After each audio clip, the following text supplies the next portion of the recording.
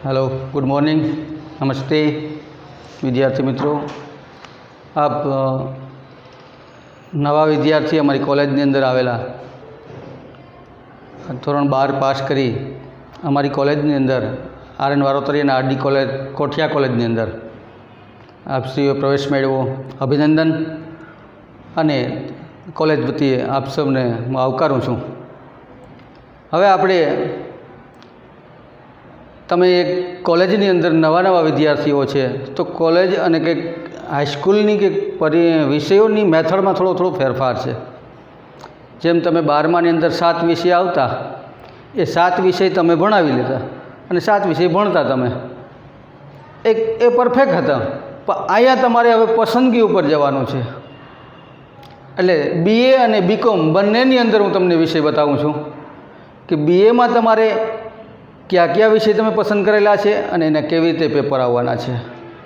एवी रीते BCom अंदर पण केटलाक विषय कोर होय, मुख्य होय, केटलाक इलेक्टिव होय, एटले के पसंदगी आवती होय त्यां। पण आपणी कॉलेजनी अंदर क्या क्या विषयो चालशे अने एना अमे आप श्री द्वारा अत्यारे परिस्थितिने ध्यानमां राखी अने केटलाक ऑनलाइन क्लास मूकशुं अने ए तमारे एमनो अभ्यास करवानो छे। ज्यारे ज्यारे तमे कोईपण क्लासनो अभ्यास करवा बेसो त्यारे तमारी पासे नोटबुक अने पेन साथे राखवी, एटले जे कोई बाबतो नोंधवी पड़े ए नोंधाई जाय। हवे आपणे पहेला हूँ तमने BCom ना विषय बतावुं छुं। BCom सेमेस्टर 1 एमना अभ्यासमां तमारे क्या क्या पेपर आवशे। घणा लोकोने कारण के नवा विद्यार्थीओ छे, तमे कॉलेजनी अंदर प्रवेश मेळव्यो छे, विषय अंगे कोई असमंजस होय, समझण न पड़ती होय तो एमां पहलो विषय आवशे तमारे एक तो फाउंडेशन इंग्लिश।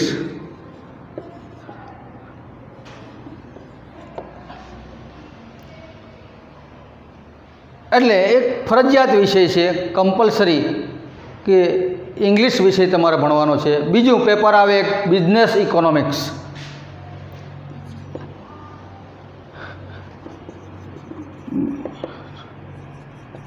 टूंका लखुं छुं नाम बिजनेस इकोनॉमिक्स। एमनुं गुजराती है धंधाकीय अर्थशास्त्र। धंधाकीय अर्थशास्त्र पछीनो त्रीजुं पेपर एक आवशे financial account.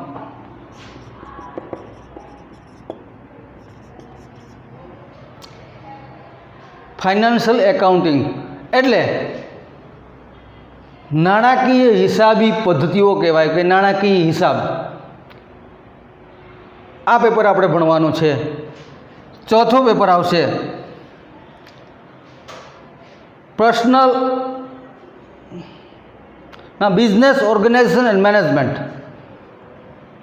Business organization and management एटले वाणिज्य संस्थाओं अथवा तो वाणिज्य संस्थानुं संचालन।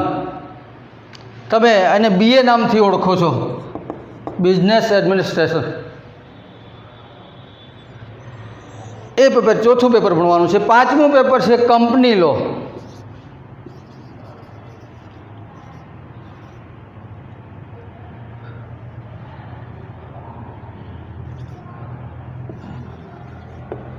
कंपनी लॉ, कंपनीनो कायदो। अने आ 5 पेपर फरजियात बधाने आवे।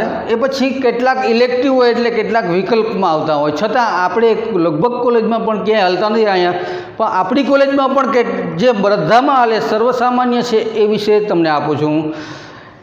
ए छठ्ठું पेपर छे personal selling and सेल्समेनशिप।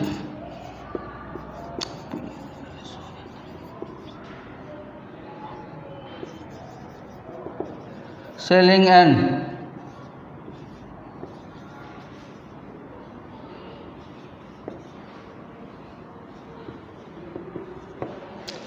Personal selling and salesmanship एटले व्यक्तिगत वेचाण अने वेचाण कला एने आपणे विज्ञापन कहीए। व्यक्तिगत वेचाण कला अथवा तो वेचाण કેવી રીતે વેચાણ કરવું, સેલિંગ કેવી રીતે કરવું, કોઈપણ કંપનીમાં ઉત્પાદિત માલનું અને એની વિજ્ઞાપન જાહેરાત કેવી રીતે કરવી, આ બધું આમની અંદર આવે સેલ્સમેનશીપની અંદર. એ પછી એન્ટરપ્રિન્યોરશિપ.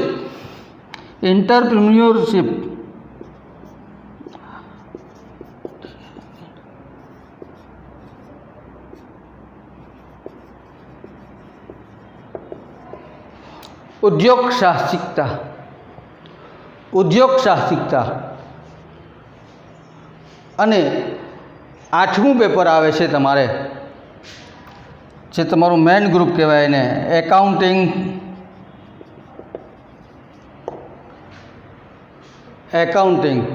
આ 8 પેપર બીકોમની અંદર ભણવાના થાય તમારે આ વર્ષની અંદર. એ પછી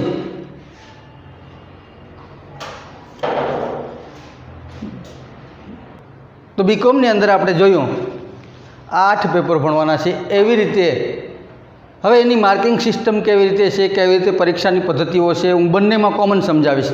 હવે ખાલી માત્ર હું BA માટે સમજાવું છું, BA સેમ 1 માટે. હવે એ કંઈક મેથડ આના કરતાં પણ કંઈક જુદી આવશે. તમે પસંદગી આપી છે, એ પસંદગીના વિષયો છે, એ વિષયોના પેપરો કેવી રીતે લેવાના, કેવી રીતે આવશે અને એની માર્કિંગ સ્કીમ મેથડ કેવી છે એ હું સમજાવું છું. હવે તમે જે આર્ટ્સ કોલેજની અંદર એડમિશન લીધું છે એના માટે સમજાવું છું કે તમે એમાં વિષયો પસંદગીના તમને 3 કોલમ આપવામાં આવ્યા હતા. એક તો કમ્પલસરી વિષય હતા, બરાબર. પછીનું કોલમ હતું કોર એટલે મુખ્ય. પછીનું કોલમ હતું ઇલેક્ટિવ 1 એટલે પ્રથમ ગુણ. પછીનું પેપર હતું ઇલેક્ટિવ 2.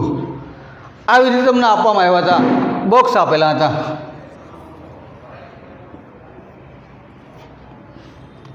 આ બોક્સની અંદર તમારે વિષય પસંદગી તમને આપવામાં આવી હતી. હવે એમની અંદર તમે આપણે કમ્પલસરી વિષયમાં ઇંગ્લિશ આપેલ છે બધાને. કમ્પલસરી વિષય ઇંગ્લિશ, દરેક વિદ્યાર્થીને ઇંગ્લિશનું એક પેપર કમ્પલસરી ભણવાનું. પછી બીજો એક કમ્પલસરી વિષય આવ્યો હતો, એને ક્લાસિકલ લેંગ્વેજ સંસ્કૃત કહેવાય, જે મુખ્ય અને ગૌણ સંસ્કૃત કરતાં જુદું. આ બધાને આવે એટલે એક સંસ્કૃત વિષય તમારે ભણવાનો થાય.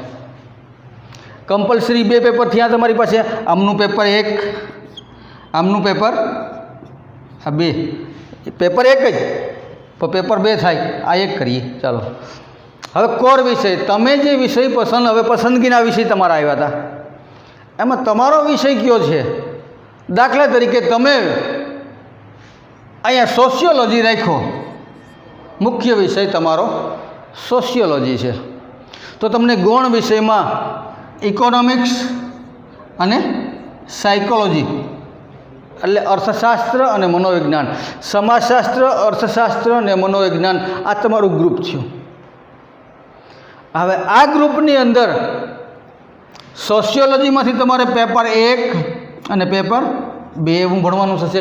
જ્યારે દરેક વિષય અધ્યાપક છે એ જ્યારે તમારો પણ પીરિયડ લેશે ત્યારે તમને એના પેપરની છણાવટ, એના પેપરમાં ક્યાં ક્યાં પેપર આવે છે એ તમને દરેકને કહેશે. આ તો માત્ર મેથડ સમજાવું છું. હવે ઇકોનોમિક્સ છે તો એમની અંદર પણ પેપર 1 અને પેપર 2.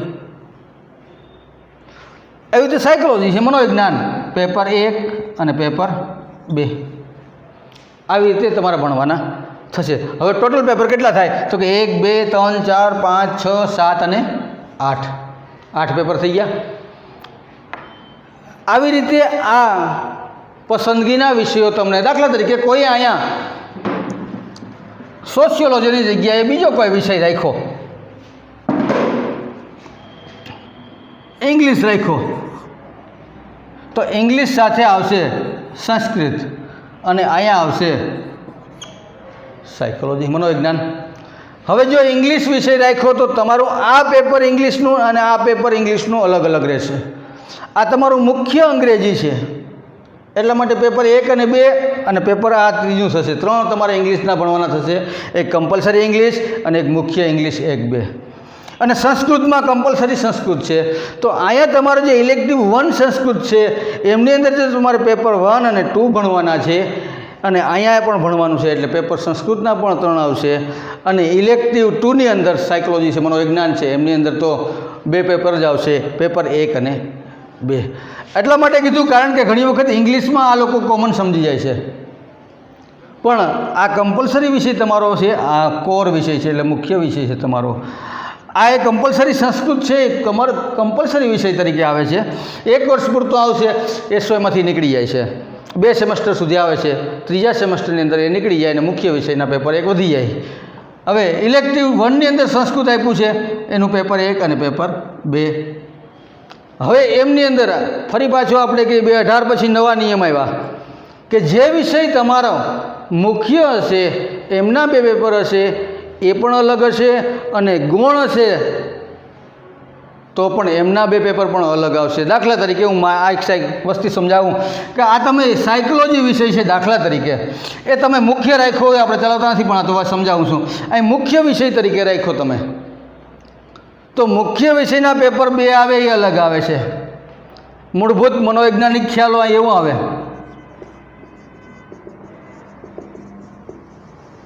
ખ્યાલો, બેઝિક સાયકોલોજીકલ કોન્સેપ્ટ, એટલે પેપર 1 એવું આવે, પેપર 2 આવે બાળપણ અને બાળ મનોવિજ્ઞાન, childhood and child psychology, childhood and child psychology, એટલે બાળપણ અને બાળ મનોવિજ્ઞાન. હવે મુખ્યમાં લેતા હોય તો આવે, પણ ગુણમાં આપણે ભણતા હોય તો આપણા પેપર આવશે અસરકારક વર્તનનું મનોવિજ્ઞાન, અસરકારક વર્તનનું મનોવિજ્ઞાન, અને બીજું પેપર આવશે તરુણાવસ્થા, એડોલસન્ટ સાયકોલોજી, ઇફેક્ટિવ બિહેવિયર અને તરુણાવસ્થા. તો આપણે આ 2 ભણવાના થાય મુખ્યમાં હોય તો. અહીંયા એવી રીતે ઇંગ્લિશ મુખ્યમાં હોય તો અહીંયા પેપર જુદા આવશે, અને ગુણમાં જાય ઇંગ્લિશ તો પણ જુદા આવે. એટલે દરેકે તમારો વિષય ઇકોનોમિક્સ લેતા હોય સાહેબ, તો ઇકોનોમિક્સ તમે મુખ્ય બોલે તો એના પેપર તમે ગુણવાળાને લેવાના નહીં, ગુણ ના બોલે તો એને મુખ્યના પેપર આવતા હોય નહીં. આવી રીતે આપણી આ વિષય પસંદગીની મેથડ હતી, એમાંથી તમે પસંદ કરેલા અને એમની અંદરથી જ તમારે પેપર નીકળશે. અને આ જે દાખલા તરીકે ઇંગ્લિશ હોય, હિસ્ટ્રી હોય, સાયકોલોજી હોય, સંસ્કૃત હોય, તમે મુખ્યમાં પસંદ કરેલ છે કે ગૌણમાં, પહેલાં એ જોવું પડે. પછી જે પેપર આપવામાં આવે છે મુખ્યમાં તમે પસંદ કર્યા હોય તો મુખ્યના પેપર જ તમારે લેવાના, ગૌણના પેપર તમારે આવે નહીં. દાખલા તરીકે તમે ઇંગ્લિશ મુખ્યમાં પસંદ કર્યો છે તો તમારે મુખ્ય વિષયના જ પેપર લેવા પડે. જો એ ઇંગ્લિશ વિષય તમે ગૌણમાં પસંદ કર્યો હોય તો એ પણ આના કરતાં કંઈક જુદા પેપર હોય, એનો અભ્યાસક્રમ પણ જુદો હોય. એટલે એવી રીતે ખાસ ખ્યાલ રાખવાનો કે તમે જે વિષય પસંદ કર્યો છે એ વિષય તમારો મુખ્ય હોય તો મુખ્યમાં ક્યાં પેપર આવે, જો તમે પસંદ કરેલો વિષય છે એ ગૌણ હોય તો ગૌણમાં ક્યાં પેપર આવે છે, એ બંને બાબતો ખાસ ખ્યાલમાં રાખવી.